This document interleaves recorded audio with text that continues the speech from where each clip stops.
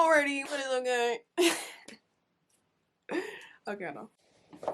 Alrighty, what is up, guys? Welcome back to another video in the college process series, I guess you can call it. In today's video, I'm going to be covering the University of Chicago, which I actually did not get accepted to. I got waitlisted and then I was rejected. And I also applied to University of Chicago regular decision. So keep that in mind as you're watching this video. I still have a lot of footage to show from the campus because I visited, took a tour on one random day, in the summer or whatever. And also I know a lot about the school, and it was a school that I held very dear to me and for the most part until a certain point in time. But I also did a writing course, a summer writing course, my junior summer. Woodson Scholars is also the summer program that I did. There's anyone can do that. You don't have to be from Chicago to do that. People can fly in, or if it's on Zoom, to Zoom in and participate in these programs. So I do recommend you apply to these programs because they not only give you an insight into what the community is like academically, and also give you an experience that you can write about and connect like I'm doing here. But they also give you a lot of insight into the application process and UChicago's essay prompts and unpacking those. So I definitely recommend that. It was a collegiate writing course and it was called Awakening into Consciousness. We were 3 essays over the course of 3 weeks, and yeah, then I applied to the school, got waitlisted, and then got rejected. But yeah, I'll still read my essays as I'm showing you all the campus. Ultimately, I don't think that the essays are the sole factor in, determining whether or not you get into a school. So my essays could have been a 10 out of 10, for example, and maybe something else was lacking, or, stuff like that. So I honestly think these are good essays. So don't let it deter you that I didn't get into Chicago, I did get waitlisted, and that's still a big feat for UChicago. So keep that in mind. So UChicago is what is it called, infamous. UChicago is infamously known to have very quirky essay prompts for you to answer, and I think that's a testament just to the type of student that they want to come to their school. So if you really do like University of Chicago, 1, I would say apply early, and 2, I would say take your time with the prompts and make sure you're doing something that's really, really creative and not bland at all, and also make sure it's not too similar or super similar to your personal statement. So the first prompt says choose one of the 6 extended essay options. So on Common App or something, they have various different essay prompts that you can choose. They have a few specific ones for the year you're applying, and they also have a longer list of all the prompts they've ever had. And so the one I chose says, people often think of language as a connector, something that brings people together by helping them share experiences, feelings, ideas, etc. We, however, are interested in how languages sets people apart. Start with the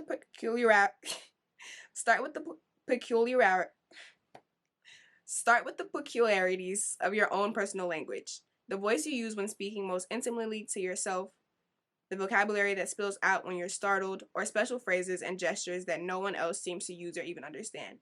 And tell us how your language makes you unique. You may want to think about subtle riffs or idiosyncrasies based on cadence, rhythm, rhyme, or mispronunciation.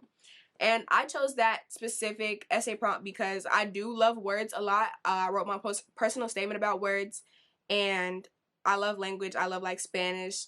I love listening to how people speak, and that just felt right on point for me. But I will say it's very common to hear when people are reading their essays for UChicago that UChicago loves very quirky essays. But yeah, here's my response. There's a prompt again at the top of this. Okay. As most people know, I love words. I love to read, write, and toy with words. But when it comes to verbalizing those same words that I know and love so dearly, I can't get my mind off of the way I sound. Growing up, when my mom was at home, she was always busy doing work or taking conference calls. Now, when my mom is at home, she's like a cloudy day that could turn into a thunderstorm at any unprovoked moment.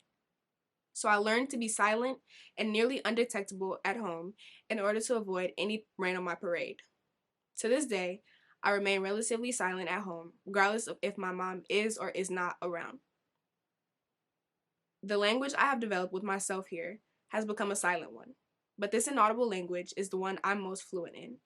The secret language of mine has no boundaries, as it has no outward sound attached to it. Since it cannot be heard by others, it is not to ever be responded to by others. Therefore, in this language I have created solely to communicate with myself, I can take on as many voices and accents as I desire, use as many or as few words as I see fit, and even switch between Spanish and English whenever I feel like it. This language can be both casually and intellectually conversational. I can talk to myself about those around me, make jokes, and remind myself that I shouldn't be making certain jokes.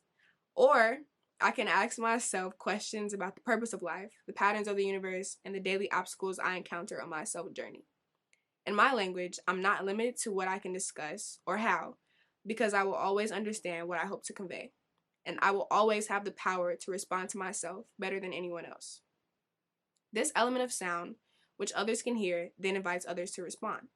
Their responses to me have made me aware that none of us actually speak the same exact language, yet we all try to.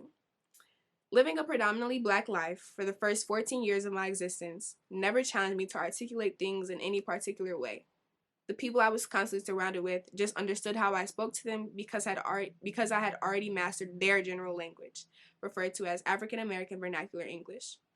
But as soon as I opened my mouth at my predominantly white high school in 2018, I became immediately conscious of how I sounded to them. I couldn't get myself to speak in the same way as my peers.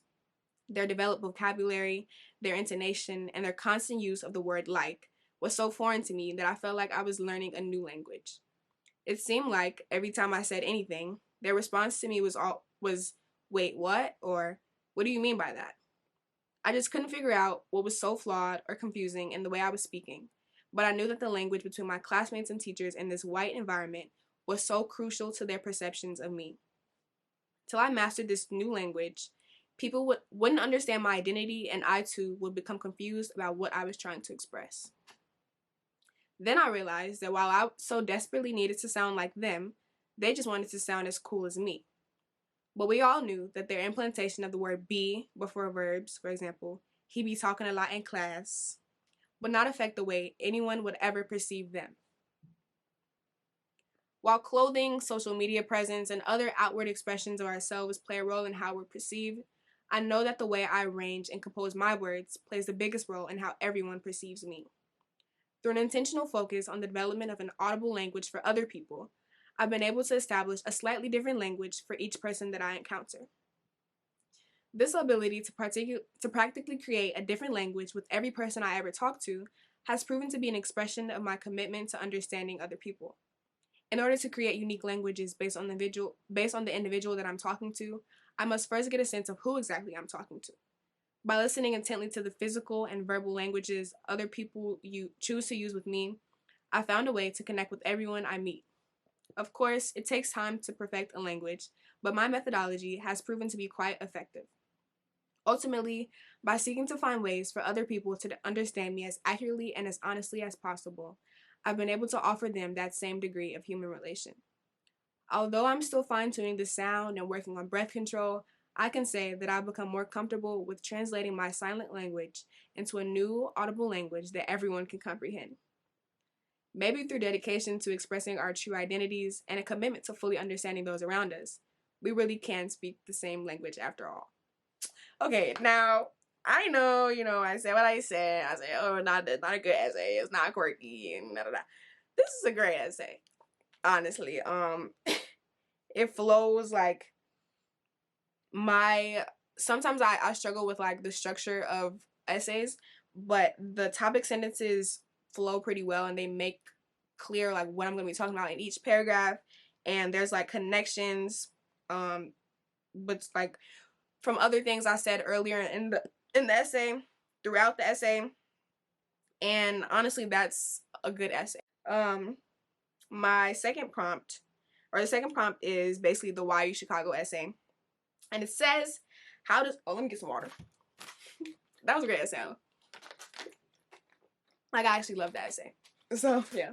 Okay, the second prompt says, How does the University of Chicago, as you know it now, satisfy your desire for a particular kind of learning, community, and future? Please address with some specificity your own wishes and how they relate to UChicago. So, why UChicago? This is like cookie cutter for all colleges. They're going to all have like a question like this. And like I've said in my other videos, if you've seen them, if not, go ahead and watch those. Make sure to check them out. For this kind of question, like, you want to be sure to connect your personal values academically and other than academically, along with like the school's own values and that connection. Show that connection. Now, this essay stressed me out. I remember that. But I'm going to read it. Since participating in the high jump program at UHi, the University of Chicago has followed me everywhere I go. Whether I'm making a visit to urgent care, just checking my mail, or filling my water bottle, the University of Chicago has its name written all over it. Literally. Living in Chicago and only a few miles from the school's campus, the University of Chicago has always played a role in my life. My connection to the college is not limited to the proximity of the campus, but evidence of the real impact UChicago has on urban communities. Unlike many institutions, the University of Chicago is a resource and has provided, through education and scholarship, the opportunities that are lacking in the otherwise criminalized neighborhoods of Chicago since its founding. Situated in Hyde Park, where the inhabitants have been mostly Black for decades, while welcoming and encouraging Black intellectuals all along, makes UChicago a place where the voices of my community have always been represented and acknowledged. Regardless of which communities I join and which arenas I may access, I know that I will always be a part of the Black community.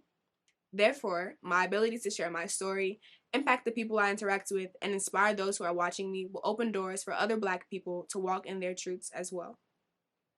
With this strong influence on my life, I've been given countless opportunities to engage with UChicago and visualize the impact I could make on the world with the impact that this institution has already had on myself, my city, and my community. Okay. The most significant opportunities I've had in life have been connected to the University of Chicago. My junior year, I applied to Chicago Scholars and UChicago's Woodson Scholars program. While these applications were some of the longest I've ever had to complete, they presented me with the challenge of articulating my authentic story.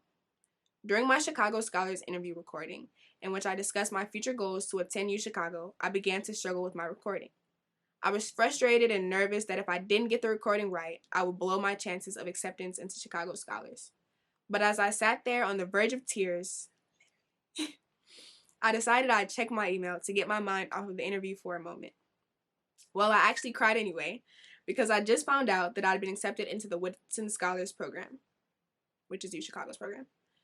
In that moment, I truly felt like I held the power to change the world. That acceptance, followed by my acceptance into Chicago Scholars, showed me that other people understood why my story as a young Black woman from the south side of Chicago matters so much for the future of this world. UChicago's community supported me to pursue my fascination with complexities of the human experience while simultaneously struggling with a case of tonsillitis. My participation in the collegiate writing course proved to be the proudest achievement of my life, and I knew I wouldn't be able to say that without the support of UChicago's academic community. But my participation with the Woodson Scholars is not the only thing that speaks to my sense of belonging and importance at the University of Chicago. Whenever I hear about the students at the college, I hear about their love of learning. Not just a commitment to learning, not an emphasis on learning, not simply an enjoyment, but a love of learning. As intelligent and intellectually motivated the students are, they all love to show off their strange and quirky personalities. This mix of serious compassion and spontaneous creativity is intriguing to me as someone attracted to the stories of the people I encounter. Whether interacting with the characters of my actual life or a novel, I'm intrigued by the mental and emotional frameworks causing people to live their lives distinctively. I'm passionate about discussions of controversial topics and philosophical environments, because they lead to alterations in important perspectives around current and future societal standards. During my collegiate writing course on Awakening into Consciousness, I engaged with the possibilities of such discussions that are encouraged at UChicago. I hope to shift society's narratives about neurotypicality by removing the stigma around neurodiversity. Such a shift is imperative to the livelihoods of every individual as it could universalize mental health education and support. I know that UChicago, a community that challenges conventional thought processes and supports underrepresented communities would support me as I seek to make changes around societal standards. Through the emphasis on accessibility, free expression, and civic engagement, the University of Chicago promises a community that would support and challenge me to reach my full potential of excellence in all realms. While the University of Chicago may be regarded by some as the place where fun goes to die, I know that it is a unique place where kind, empathetic, ethical, and critical hearts and minds are being fostered. I'll find fun wherever I go, but I know I won't come across another community like UChicago, which has already shown me that it will provide me with another home. And so that's my Why UChicago essay. Take it or leave it. I did my research a little bit and saw that like UChicago was open to Black people since its founding, which is important detail for like other students looking at the school. And I really just connected it to what I already knew about the school through my own personal experiences. So if you do a program with the school or, you know, watch some YouTube videos or whatever you do, like just make it personal. That's what the colleges all want at the end of the day. Yeah, there's some things I don't know if I would recommend mentioning that UChicago is a place where fun goes to die or calling the students strange. I took that risk when doing this essay, and you see I didn't get no. Took that risk. That was my personal decision. I'm not recommending you do that. But yeah, this has been my UChicago essays. I love these essays still, even though I didn't get into the school. And I have like mixed feelings about the school personally. I love the essays that I wrote for the school. I do genuinely cherish all the experiences that I've had with the school. And as you'll see, like the campus is amazing. What did I said in another video that, what did I say? Oh, I said Davidson campus is better than UChicago. I don't agree with that statement. I don't know why I said that. UChicago has an amazing campus. Coming from Chicago, I'm always in the area and the campus is beautiful. Hyde Park is the best place to be. Like that's where I'm always at. That's where I spend most of my time. And yeah, hopefully you enjoyed this video. Hopefully it has been helpful to you. If not, I don't know why I'll be saying if not. Like, if not, oh well. Truly. I don't know what else to say, like, if not. But, yeah, it's been the video. Stay tuned for more videos. Stay tuned for my Urbana visit, which is going to be coming out after this video, if you're interested in the University of Illinois at Urbana-Champaign. And then we'll be doing the big reveal, the visit for the school that I currently attend. It's going to be a great vid, honestly. And thanks for watching. Bye. Stay tuned.